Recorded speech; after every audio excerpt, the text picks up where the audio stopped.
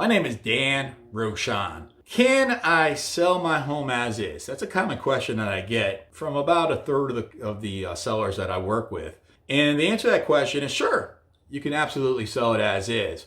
However, depending on what's going on in the marketplace, you're going to have maybe a different offer. So one of the things that, meaning that you may have less advantageous offer. Because if a home buyer is coming in and they're not able to get the home in good repair, then they're going to most likely negotiate that down in the price that they're going to pay less. One of the good strategies that we've seen is to allow the buyer to come in with a home inspection for informational purposes only.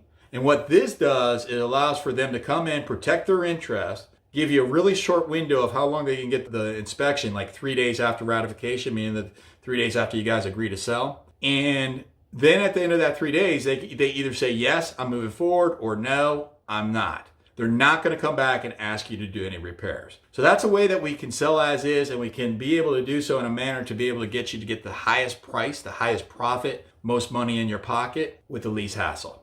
If I can help you in any way at all, my name is Dan Roshan. I've been selling real estate since 2007, sold hundreds and thousands of homes, and I'm happy to help you. My phone number is 703-346-2776.